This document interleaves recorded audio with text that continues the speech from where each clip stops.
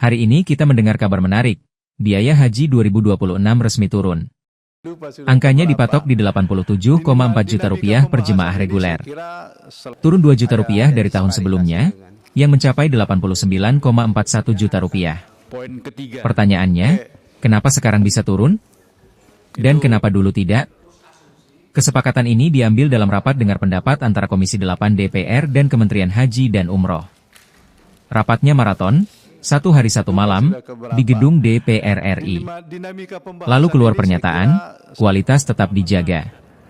Pemondokan, konsumsi, transportasi, termasuk fase Armusna di Arafah, Musdalifah, dan Mina, aman.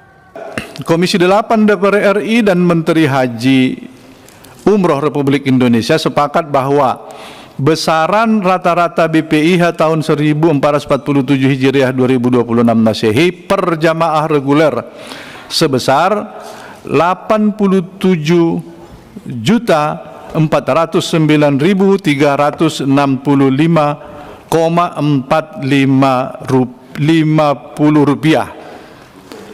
Turun sebesar 2.893,34 rupiah dibanding dengan BPIH tahun 1446 Hijriah 2025 Masehi yang sebesar 89.410.258,79 rupiah per jamaah. Bagus, tapi lagi-lagi muncul tanya, kalau kualitas tetap terjaga, bahkan kurs rupiah terhadap dolar sedang tinggi, kok angka bisa turun? Apakah ada efisiensi yang selama ini belum digarap? Atau ada pos-pos yang dulu dipertahankan, sekarang baru dipangkas? Mari lihat detailnya. Biaya perjalanan yang harus dilunasi jemaah ditetapkan Rp54.133.806. Dikurangi saldo virtual akun BPKH sekitar Rp2,7 juta, jemaah hanya melunasi Rp26.493.806. Dan setelah dihitung pengembalian living cost sebesar Rp3,3 juta, total real yang dibayar jemaah sekitar Rp23.193.806. BPKH juga mencatat surplus Rp149 miliar tahun ini. Surplus yang jelas membantu. Tapi patut kita tanya, surplus sebesar ini baru muncul sekarang? Atau sudah ada sebelumnya tapi kebijakan baru berubah?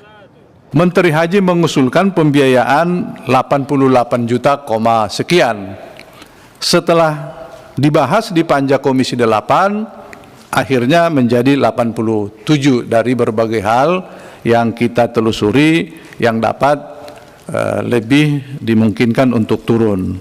Biaya perjalanan ibadah haji BP atau yang ditanggung langsung oleh jamaah rata-rata per jamaah sebesar Rp54.806,58 atau sebesar 62% dari keseluruhan BPIH.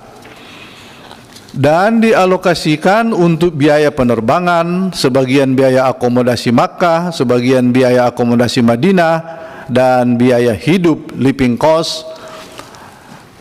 Dan BP tahun 2026 turun sebesar Rp1.237.944,20 dibandingkan dengan tahun 2025 yang sebesar Rp55.431.750,78. Wakil Menteri Haji dan Umroh, Dhanil Anzar Simanjuntak, menegaskan bahwa secara hitungan ekonomi, biaya justru seharusnya naik sekitar Rp2,7 juta, karena kurs patokan Rp16.500.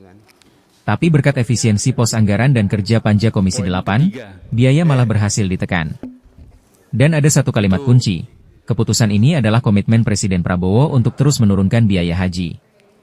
Di titik ini wajar publik bertanya, apakah memang butuh ganti presiden dulu untuk menemukan celah efisiensi ini? Atau sebenarnya potensi penurunan sudah ada dari dulu, namun baru dieksekusi sekarang? Wakil Ketua Komisi 8, Abdul Wahid, menambahkan keputusan cepat ini agar masyarakat punya waktu pelunasan 5 hingga 6 bulan. Bagus untuk jamaah. Tapi kembali ke pertanyaan dasarnya, kalau rakyat bisa diuntungkan sekarang, kenapa tidak dari dulu? Apakah kita sedang menyaksikan kebijakan yang lebih tajam, atau ada struktur lama yang baru dipreteli? Dan kalau efisiensi ini bisa dipertahankan, sampai mana penurunan berikutnya?